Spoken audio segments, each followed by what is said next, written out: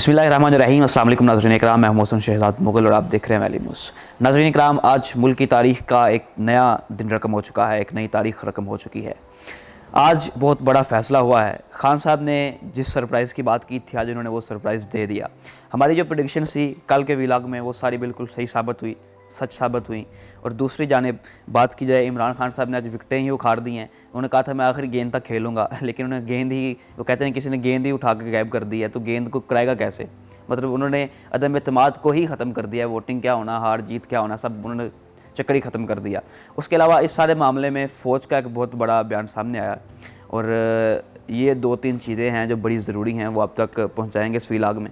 तो सबसे पहले बात करते हैं कि कल हमने आपको बताया था कि इस वक्त जो है खान साहब की नंबर गेम में वोटिंग जो है वो अगर हो गई तो खान साहब को शिकस्त का सामना करना पड़ेगा। इसलिए खान साहब कभी भी वोटिंग नहीं करवाएंगे। वोटिंग से पहले कुछ ना कुछ करवाएंगे और वो भी स्पीकर के थ्रू ही करवाएंगे, क्योंकि स्पीकर की जो रोलिंग है, कौमी असम्बली के स्पीकर की रोलिंग, उसको सुप्रीम कोर्ट भी चैलेंज नहीं कर सकता, क्योंकि वो एक आइनी फोरम है, इसलिए उसको कोई भी चैलेंज नहीं कर सकता। तो फिर वही हुआ, आज उन्होंने एक दिन के लिए फवाद चौधरी साहब को वज़ीर कानून बनाया। कानून बनाने के बाद उनको आज असम्बली में सबसे पहले उनसे सवाल किया गया, तो उन्होंने फिर उसमें सारी अपनी करारदाद पेश की कि रजीम चेंज के लिए इसमें बैरूनी साजिशें इन्वाल्व हैं और ये मुल्क की खुददारी के ख़िलाफ़ है, इसलिए इसको आप मुस्तरद करें। और फिर स्पीकर कौमी असम्बली ने इसको मुस्तरद कर दिया और कहा कि ये एक बैरूनी साजिश है। उसके बाद अपोजिशन रहनुमाओं ने अलामती तौर पर अपनी एक जो है वो कायम कर ली असम्बली, और वहाँ पर बैठ के वो अयाज सादक साहब चेयर करते रहे। काफ़ी देर हंगामा होता रहा। फिर अब उसके बाद अपोजिशन ने बड़ा शोर मचाया। अच्छा, अब जो ये फ़ैसला हो चुका है कि स्पीकर ने रोलिंग दे दी है, अब बात यह की जाएगी कि सुप्रीम कोर्ट ने इस पर नोटिस ले लिया। अब ये बड़ी बातें चल रही हैं, सुप्रीम कोर्ट ने नोटिस ले लिया। अब जो है ये, उसके बाद खान साहब ने खिताब किया, आके कौम से खिताब करके उन्होंने ऐलान कर दिया मैं असम्बलियाँ तहलील कर रहा हूँ।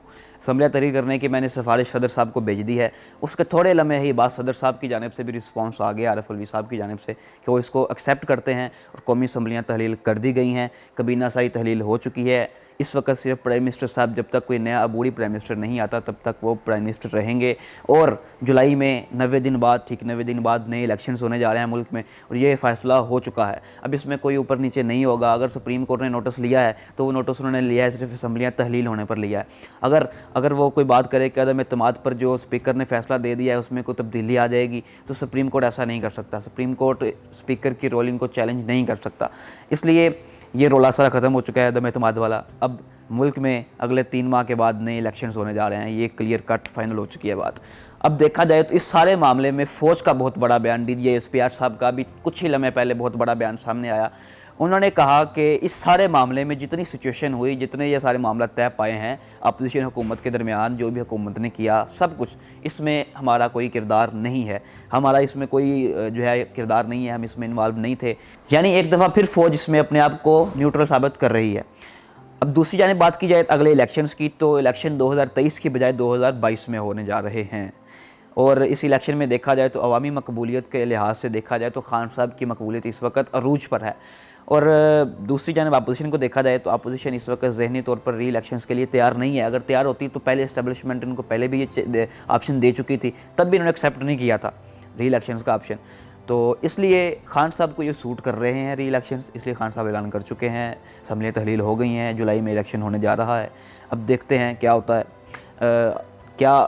जैसे अवामी मकबूलियत खान साहब के साथ है, तो ये भी दुआ करते हैं कि इस्टेब्लिशमेंट भी खान साहब के साथ ही हो, नाराज़ ना हो। अगर नाराज़ हुई तो फिर अवामी मकबूलियत जो है वो जितनी मर्ज़ी हो, हुकूमत कोई नहीं बना सकता जब तक इस्टेब्लिशमेंट उनके साथ खुश नहीं होगी। तो आगे बात की जाए पंजाब असम्बली की। पंजाब असम्बली का आज इजलास था, वो भी स्पीकर ने जो है वो उसको पोस्टपोन कर दिया, उसको मौखर कर दिया। पंजाब असम्बली का जो अब इजलास है वो अब 6 तारीख को होने जा रहा है और 6 को अब जो है नया चीफ़ मिनिस्टर इलेक्ट हो जाएगा। और इसी के साथ एक नई खबर ये है कि खान साहब ने जाते जाते सबसे पहले जो वोटिंग का तो ये मामला करवाया ही है कि वोटिंग मुस्तरद करवाई है, और उसके साथ साथ पंजाब का जो गवर्नर था, गवर्नर पंजाब चौधरी सरवर साहब, उनको भी ख़त्म कर दिया है और उनका भी ऐलान कर दिया कि वो गवर्नर नहीं होंगे, क्योंकि वो अपोजिशन के साथ राब्ते में थे और अपने असर और रसूख के बायस भी हुकूमत को सपोर्ट नहीं कर रहे थे, अपोजिशन का साथ दे रहे थे। अंदर की खबरें थी, इस बिना पर उनको जो है गवर्नर पंजाब के ओहदा से फारिग कर दिया गया है और नए गवर्नर पंजाब को वहाँ पर तैनात कर दिया गया है।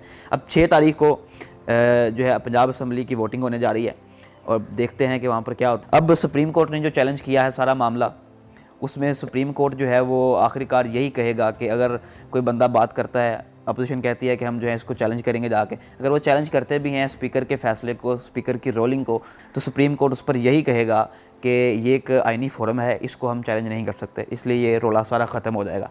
और रही बात समझ तहलील करने की, वो भी हो चुकी हैं। अब बिल्कुल क्लियर कट आखिरी 2 लाइन का जो एजेंडा है मुस्तकबिल का मुल्क का, वो ये है कि अदम एतमाद का रोला ख़त्म हो चुका है और अब जुलाई में मुल्क में नए इंतखाबात होने जा रहे हैं।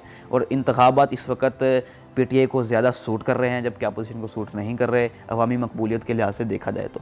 एक चीज़ बाकी रहेगी इस्टेब्लिशमेंट की। इस्टेब्लिशमेंट किसके साथ है ये पता चलेगा जब इलेक्शंस होंगे।